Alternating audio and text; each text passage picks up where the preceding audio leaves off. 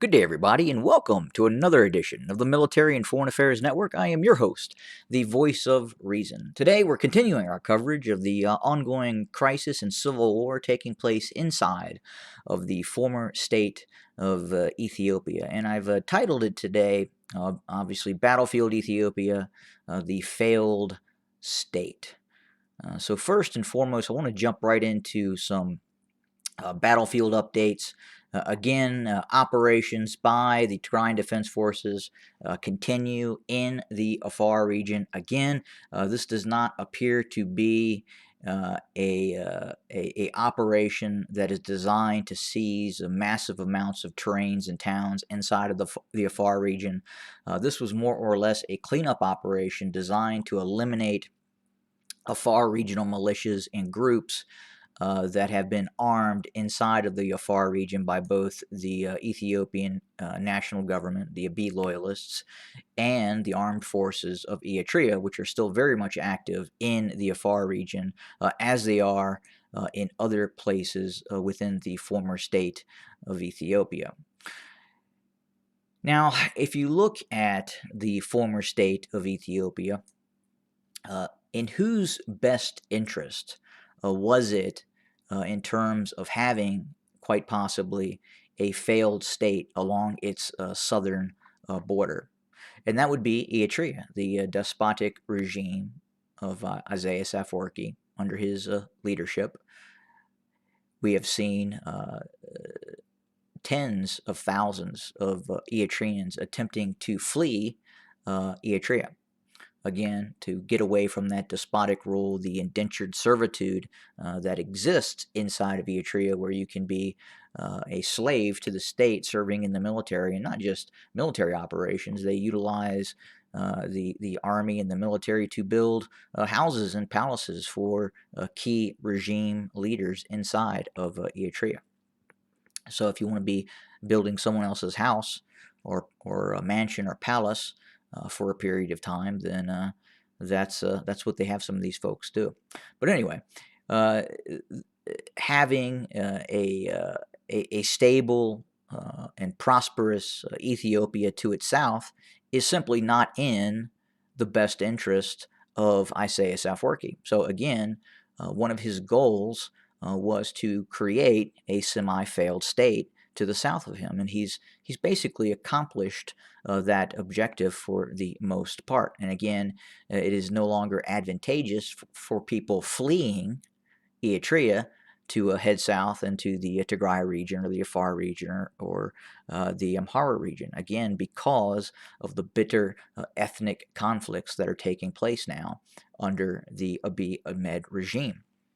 And furthermore, the split is even more serious than I think people really understand. So, when the Tigrayan Defense Forces launched its punitive action into the Amhara region, seizing large chunks of territory, Abiy Ahmed and key Amharan leaders decided to raise unregulated militia groups and paramilitary groups throughout the Amharan region. And we have seen elements such as Fano and a host of other unregulated paramilitary organizations that also act in dual roles, both in terms of military operations, but also conduct criminal operations as well. And within the context of the Amhara region, we are seeing dozens and dozens of said groups now roaming the Amhara region and other parts of the former state of Ethiopia. So again, many of these individuals were recruited to serve in these paramilitary units and still serve in these paramilitary units designed under the auspice to fight against the Tigray Defense Forces, and in many cases now the Oromo Liberation Army as well. But again, many of these units that we've seen, especially in the Amhara region, have taken on other opportunities, such as setting up checkpoints and robbing people and basically becoming marauder gangs operating both in the Oromia region, operating in the Tigray region, and operating in other areas of the former state of Ethiopia. So again, under the auspice of creating this force to fight against the Tigrayan Defense Forces, has led to these really unorganized rabbles of paramilitary marauders that now exist inside of the former state of Ethiopia. And it's a significant problem. They are not under the control of any centralized government. They're barely under the control of Amharan regional governance, and absolutely not under the control of the centralized government in Addis Ababa, also known as Finfinne. But the reality is, right now, the only stable place in where you have what appears to be a central government is in Addis Ababa, and that's Abiy Ahmed's stronghold right now. But again, the cause and effect of this conflict has really been horrendous, with really just a breakdown of society. And if you are Tigrayan and you, for some reason, enter some parts of the Amhara region, you're at great risk of being summarily executed, as are Oromo's peoples as well. And again, it's just really a tragic situation that was brought on quite possibly with intent, especially in terms of the benefit that Isaias Afwerki is garnering from a semi-failed state to his south. So again, one of the benefactors of this, what is happening now, is Isaias Afwerki. And again, we see no let up in terms of the fracturing.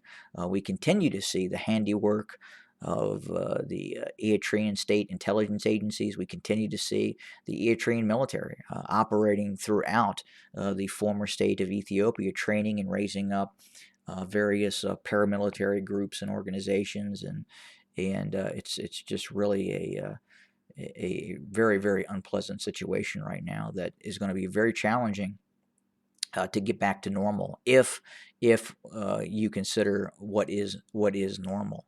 And again, if you hearken back to 2018, prior to 2018, we're starting to see more and more people, more and more individuals, citizens of the former state of Ethiopia, now understanding that putting Abiy Ahmed into power and his mentorship with Isaias Afwerki was a catastrophic mistake, and it's quite possibly something that the former state of Ethiopia may never, in fact, recover from. And again, it is ongoing. The likelihood that we will see Abiy Ahmed step down and hand over power at this point, from the intel that we have, the chatter that we're hearing, is very remote. It's about as remote as Isaias Afwerki were to hand over power back in the early 2000s. Just not going to happen. So I think outside of a coup d'état, or some other way to remove him from power, he's going to be there quite possibly for decades. And again, the reason that Abiy Ahmed is close to Isaias Afwerki, well, there is a reason for that, and there's a reason that he is moving away from more democratic Western nations. And you can even see some of the activities here in the United States, where he has turned U.S. citizens who happen to be from the former state of Ethiopia, and at one time were very devout in their disdain and dislike for the government in Eritrea. And as we know, that is the front person for the No More movement. And as we know, that person was turned by Eritrean intelligence and the NISS services, the National Intelligence and Security Services of Abiy Ahmed. and that individual is turned as into a basically pro-government agent working abroad.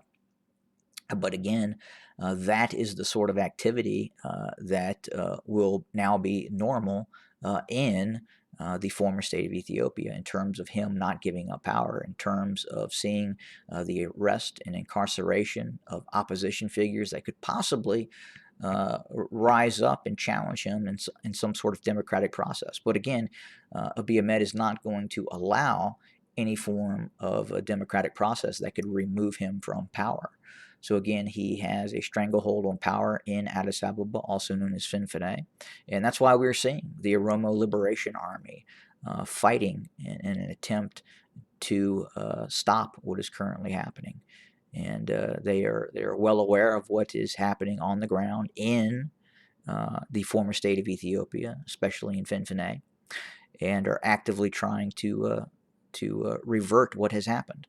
But again, the likelihood of that happening with the assistance of the despotic regime in Eritrea is going to be incredibly challenging.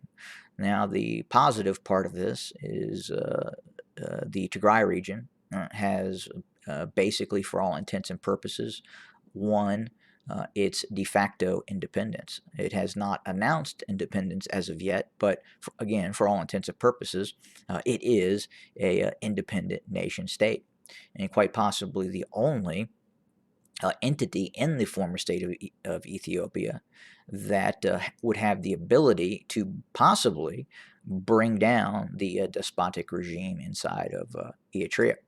And you just kind of have to call it like you see it. And that is exactly, the possibility that could occur at some point. But again, that is the news and somewhat of the commentary for today. We're continuing to watch operations in Western Tigray. Again, we have really seen the Abiy loyalist formations really trying to back away from the Afar region, and in some cases back away from Western Tigray.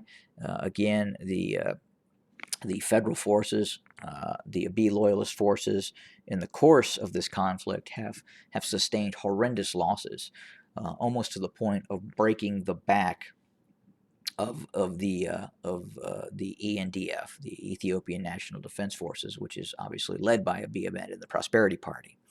But to the benefit of Abiy Ahmed, the rapid introduction of Turkish drones and special operations forces and other technical means were brought in to help the Abiy Ahmed government stifle the TDF drive to Addis Ababa. And again, if not for those Turkish, those UAE, those People's Republic of China assets being deployed in the former state of Ethiopia, in all likelihood, the TDF would have rolled into Addis Ababa, also known as Finfine, and at this point in time, we would have seen probably a joint force of OLA and TDF units inside of Addis Ababa, and quite possibly Abiy Ahmed would have then fled. Arrangements were actually in the process to get many of his family members and close inner circle out of Addis Ababa until